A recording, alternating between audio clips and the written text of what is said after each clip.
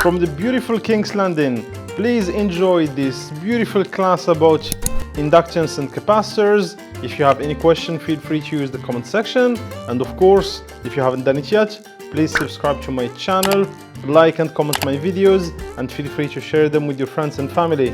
Enjoy the video. Hello friends, and welcome to my YouTube channel. Since the COVID hit the world in 2020, I sold everything and went traveling the world. Along the way, I discovered new places, taught my passion for the electric propulsion systems, and more importantly, I made new friends and memories that I will cherish forever. Join me in my travel and teach journey. If you haven't done it yet, please subscribe, like and comment my videos. It helps me to continue doing what I love most. Let's learn and travel together. Let's have fun.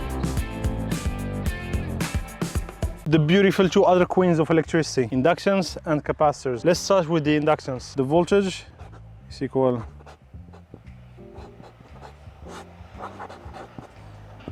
L, which is the value of the inductance. Let's add some indexes. So this is R, UR, right?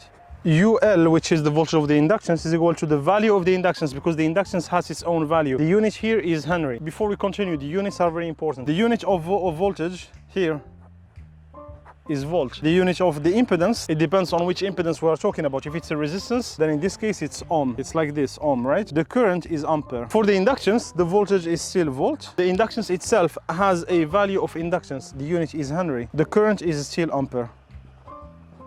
Very good. So here things start to be a little bit more interesting. We're saying that the value of the voltage is equal to an inductance value, that's okay, but by a variation of the current, because the derivative of the current is like the variation of the current. The symbol of the inductance is this one. Okay?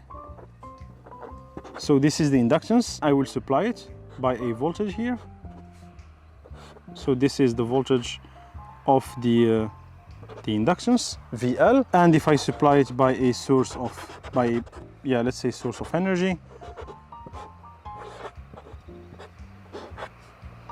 this is the voltage supply. I will call it VS like this. So we know now that the current will go out from the voltage supply like this.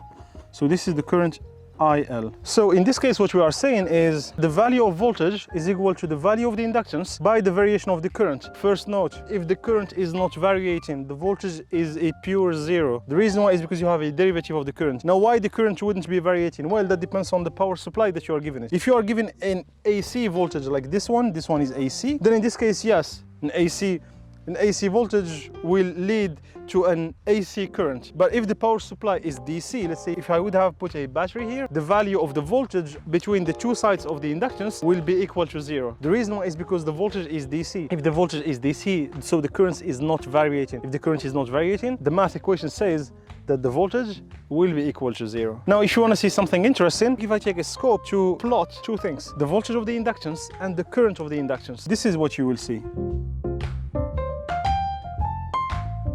VL, like the voltage L of the inductance, and this is IL. And here we will plot them on the time. If my voltage goes like this,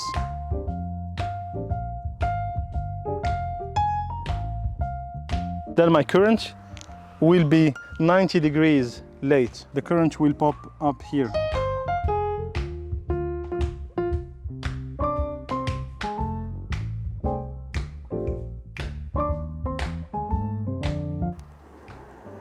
Here are the 90 degrees. First thing first, this is a periodic sinusoid. Who says periodic says a frequency, because it's something that repeats itself each period. Let's look at the blue signal, which is the voltage of the inductance. So what is the period of this signal? It starts from here, from zero, goes to the top, to zero again, then to the negative cycle, and then comes back to zero. What's going to happen after here? I didn't draw it. It's going to do exactly the same thing. It's going to continue.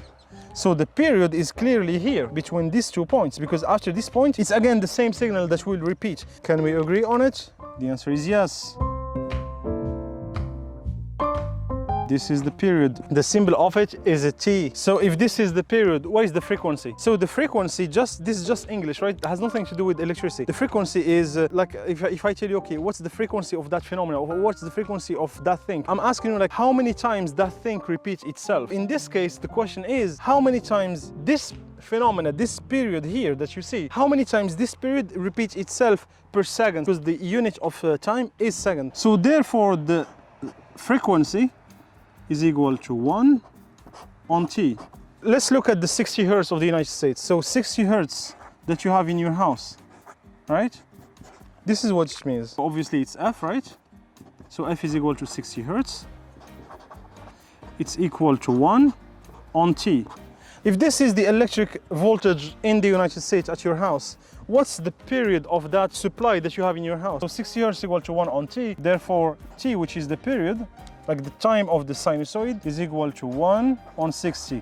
This is equal to something about 16 milliseconds. The frequency of the electric power supply is slightly faster than the one in Europe, because in Europe and in other countries, they have 50 hertz. 1 on T, we'll do the same equation. So it's equal to 1 on 50. This is 20 milliseconds. Good morning.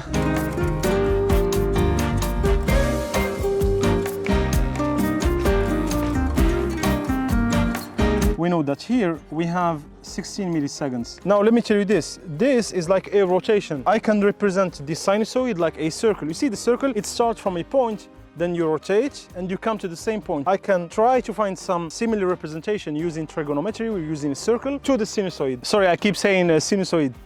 Sinusoid. Sorry for that.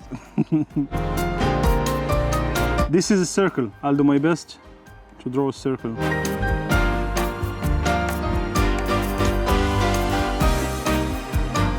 Very good. This is, let's say, this moment here corresponds to this one. The sinusoid goes to the top here. So this is 0 degree. What's the degree here? 90 degrees, right? The top here is 90 degrees. What's the degree here? Is 180 degrees. What's the one here? Is 270.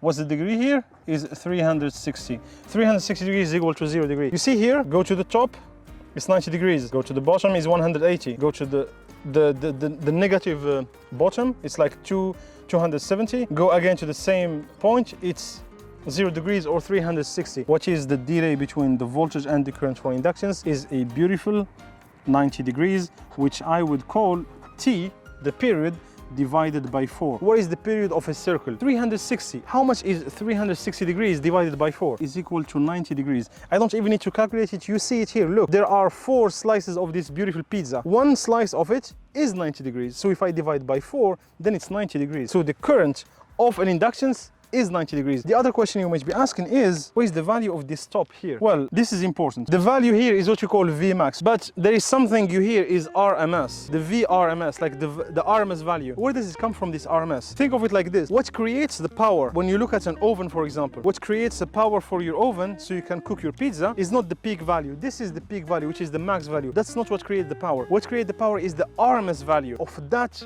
voltage that you are supplying your oven with. You look at your max, the peak of the voltage, and you divide it by square 2. That gives you the VRMS. Power supply of houses in the US is 110 volts AC. Is this a peak value or an RMS value?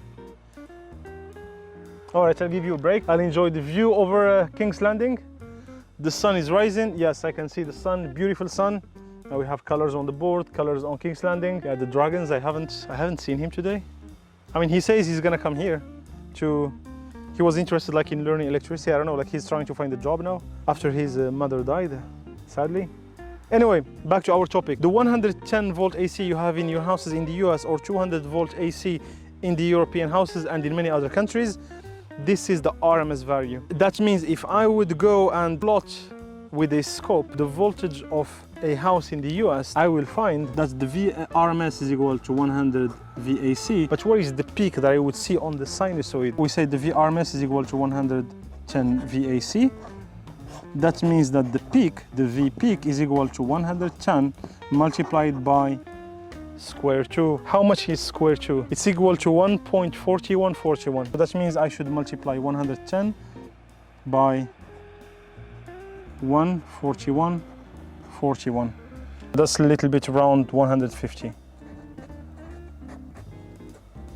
If I would plot the electric voltage of a US house, I should see that the summit, the top of the sinusoid, is around 150 volts, not 110. Same goes to the European houses. It's not 230 volt that I'll see at the top of the voltage. It's going to be 230 multiplied by square root, which is 1.4141, and that's equal to 325 volt. The RMS value will be somewhere here. This is the RMS. The top is here, the Vmax, the RMS is here. Now the third queen of electricity is the capacitor.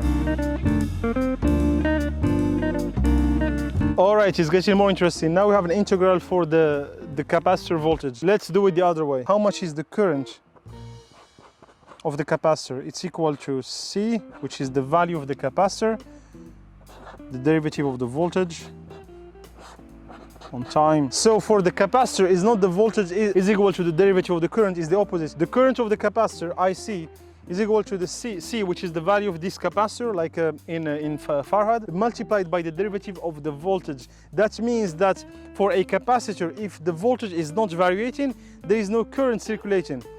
Let's think of this for a second. When you look at a battery, Tesla car battery, what is the equivalent electric model for the battery of a car, for example? It's not the inductance, it's the capacitor. A capacitor is like a battery. If there is no variation of the voltage, there is no current. And it makes total sense when you look at a car battery, say Tesla car battery, if the battery has a fixed value, right? So the voltage is not changing at all. The current will not go in or out from the battery. Now, if the voltage is either increasing of a Tesla car battery, that means you are charging the battery. When a Tesla car is braking, decelerating, the kinetic energy of the car is transformed into an electric energy via the electric machine of the car. It converts the mechanical energy to electricity, and we send it back via a DC-DC converter, a chopper, to the battery. So the fact that we are injecting that current, the voltage will increase with this simple law. Of course, the full electric model of a battery is not only a capacitor, there's also resistance, because the battery has losses. But if we would neglect these losses, then we'll be left with something like this. How is going to be the current of the capacitor? If I would draw it here, oops, I don't want to fall. Well, the current of a capacitor will be advanced compared to the voltage. So if the blue is the voltage of the capacitor, then the current of the capacitor will be something like this.